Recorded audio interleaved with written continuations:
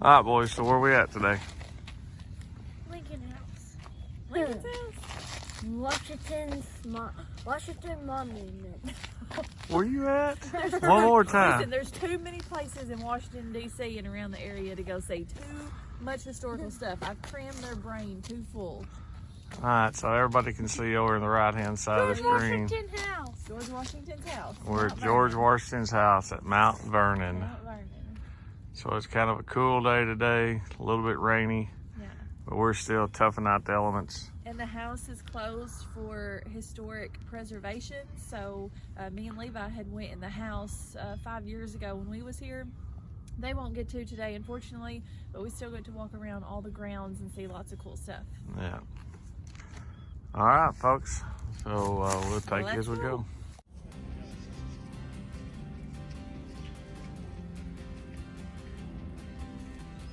So we're inside the head gardener's house. Neat little one room. Salt house.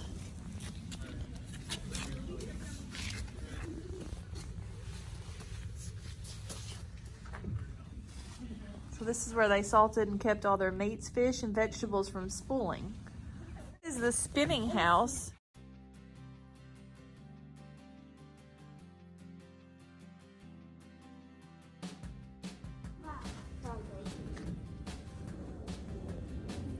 Pretty neat. Now we're at the botanical garden. If you'll turn around and look here, there's some pawpaw. I know I got some of those seeds at one of the meetups. This is where Washington often tended the experimental garden with his own hands. Unfamiliar or exotic plants could be tested here. Washington observed the first sproutings, recorded the cuttings which took hold, and noted the plants that might thrive when transplanted in his fields or groves. Seeds were collected from varieties that flourished, and many of the plants grown in this plot today are mentioned in Washington's writings.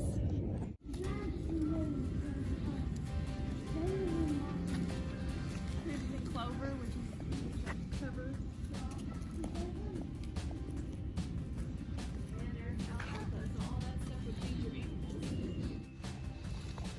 Look at this. You're gonna have to zoom in on this night because I can't even begin.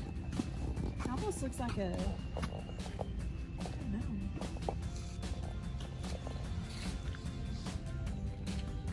Here's the Blacksmith Shop. Y'all can see the river. How pretty that is.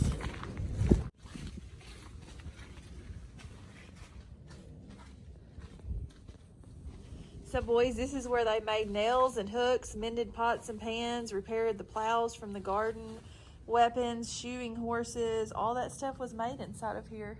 So there is the mansion, and then here is all those little houses that we just went to for different things. And there was the greenhouse back there. This is the overseer's quarters. So because of George Washington's extended absence from Mount Vernon, he relied on overseers to help keep his estate running smoothly day to day. Each of Washington's 5 farms had its own overseer who managed free and enslaved labor, supervised livestock, crops, and submitted weekly work reports. They got an annual wage of $133.33 plus board, bed, lodging, and washing. We're walking around, since we can't go inside the house this time, but we're walking around on the back porch. We got to go in under. Last time we got to go in the underground basement and all that. So this is the back side of his house. This is the view.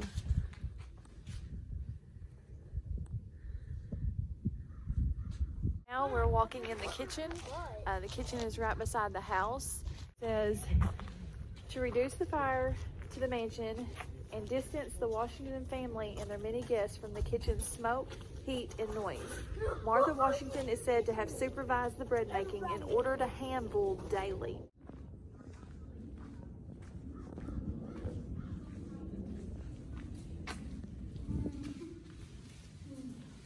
So this is where all the food was cooked, boys, all the bread.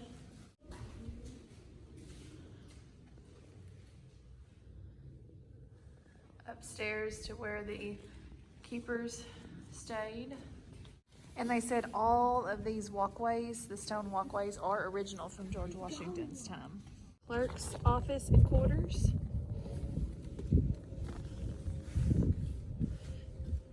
This is where they copied and recorded letters and other papers to keep account of. Stairs going up.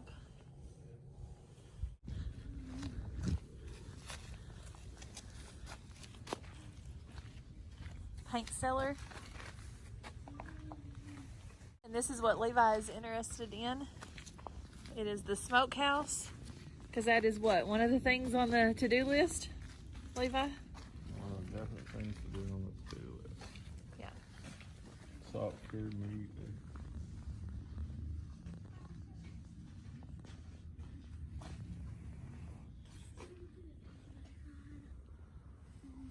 At the wash house.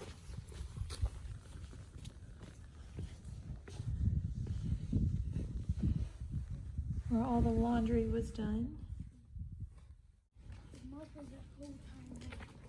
We're coming up on the stables. Here's the coach house across from the stables. As a young man, George Washington acquired riding a chair similar to the 18th century example you can see here. Popular in American England, riding chairs could travel country lanes and back roads more easily than bulkier four-wheeled chariots and coaches. Riding the chairs were relatively inexpensive in comparison with other wheeled vehicles, and the form was used by members of all social classes, an easy way to travel through the Virginia terrain.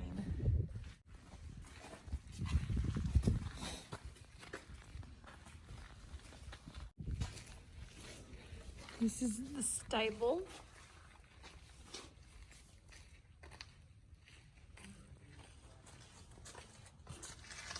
Now this is something that y'all are all going to be interested in. This is dung repository. This is the compost pile for George Washington.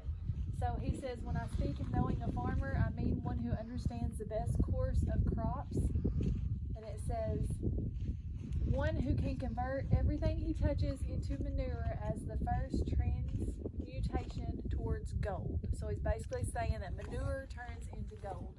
So this is where he composted animal manure and a variety of organic materials to cure into fertilizer to use in the gardens and orchards later on. So pretty cool that even George Washington was composting. It also says that this compost pile is the first structure known to do composting in the United States. So that's pretty neat that George Washington was the first one, as of they know, to start composting in the United States. This is away from the mansion and all the stables and buildings. It's down here towards the river, and this is the ice house right along the river. So what do y'all think of the Potomac River view? Good. You know, beautiful? It is. It is. Yeah, it is so pretty out here. I could just sit out here all day long. So now we're at the fruit garden and nursery, and it says most of this 4 acres enclosed was devoted to the orchard that produced the apples, cherries, peaches, and other fruits needed in the kitchen.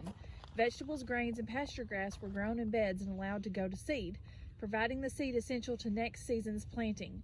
Hedging plants, boxwood, and trees were also propagated here and nurtured until they reached a size to be transplanted to a permanent location.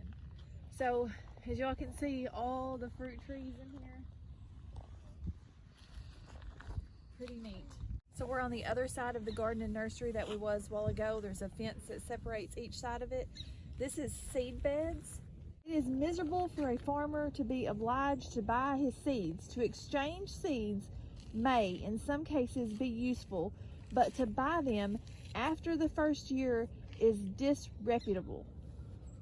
That's what George Washington said to his farm manager, November 16th of 1794. By setting aside space for seed beds, Washington ensured a dependable supply of vegetable seeds for his garden, as well as grass and grain seeds for his fields to use the next year.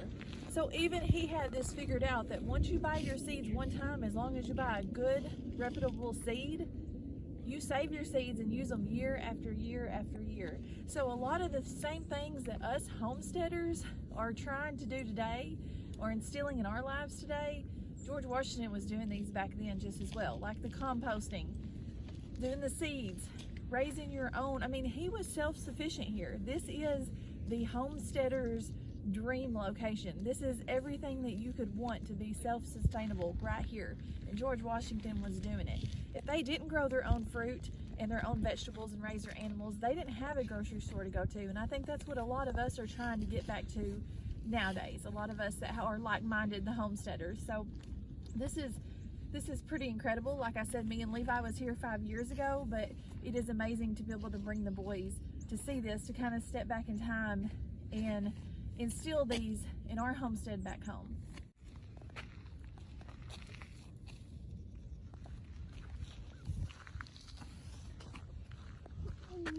The other side of the fruit and garden nursery. So a while ago we were on that side of the fence.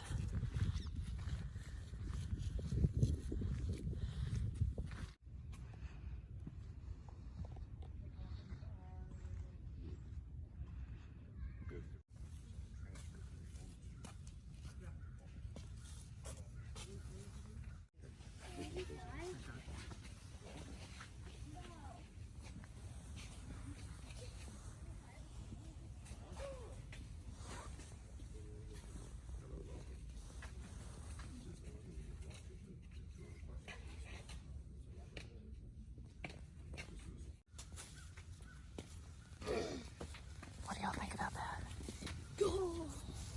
Pretty cool.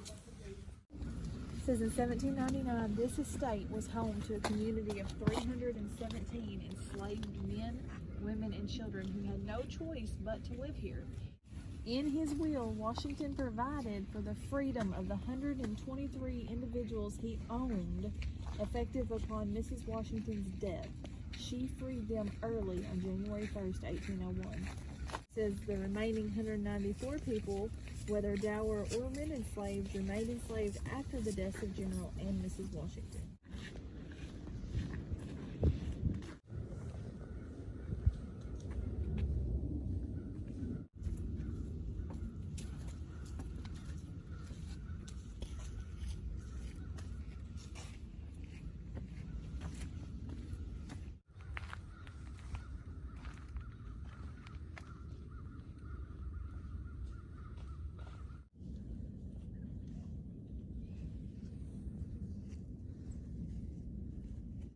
All right, so this sign here is talking about how Washington attempted to replace all his expensive wooden fences with live fences and hedges so that they would turn away all animals, even the smallest rabbits to the largest deer. But despite his repeated directions to plant the banks of ditches with fast-growing locust and willow, he never succeeded in fully protecting his garden with live fences. So no matter how much he tried, he couldn't get it to work.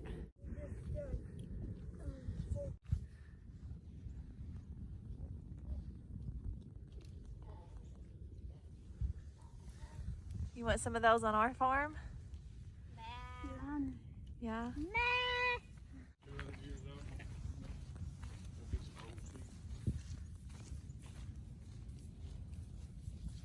Hey, we need to have a serious conversation. Very serious. I dread this, so go ahead. Homesteading goals. This is what I expect our property to eventually look like. Got it? I mean, you want to make me happy, right? You better sign up for the lottery because it's going to be very expensive. The kitchen garden as well.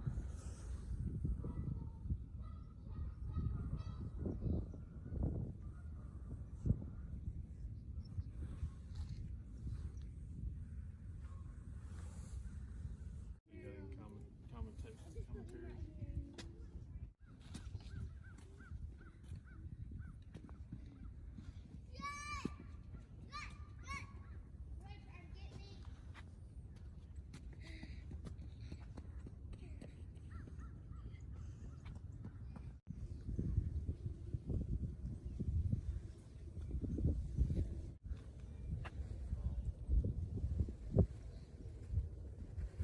So out of the whole 6 days in DC, what was your number one thing that you wanted to do, Austin?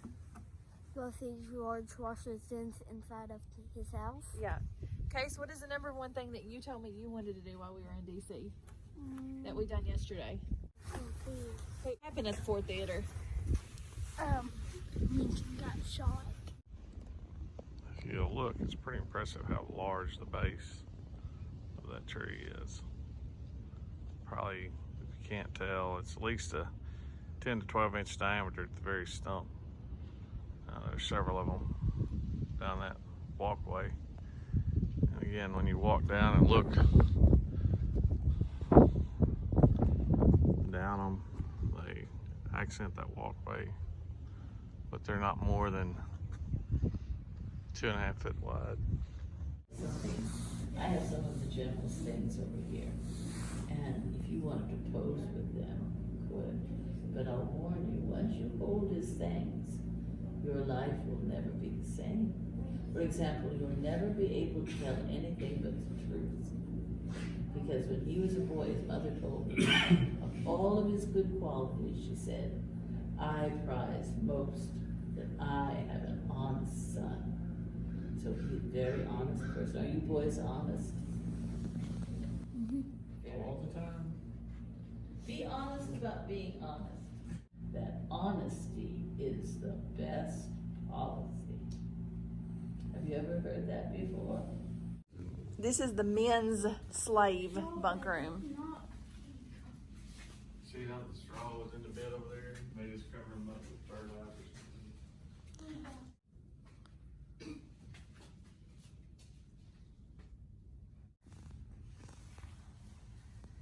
All right, so this is the stove room. It provided heat that palms, orange trees, lemon trees, and other tropical plants in George Washington's greenhouse needed to survive Virginia's winters.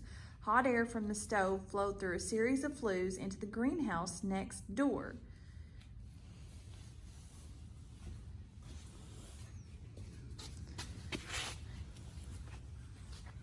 And in reference, so this is the stove room, and these are the men's slave bunk rooms. And then right here we've got a shoemaker's shop. Shoemakers were kept busy making and repairing shoes for the nearly 100 adult slaves who labored on George Washington's farms. Every field hand received one pair of shoes each fall. All right, so I hope y'all have enjoyed this amazing tour of this amazing homestead that was the first president of the United States home. We are not going to have time to go to the museum today because we are going to try to make it to Arlington Cemetery and show that to the boys. So we'll probably put that in a future video, but I hope y'all enjoyed hanging out with us. Until the next video, y'all have a great one. God bless. Subscribe and like and notifications. Click the bell and always comment.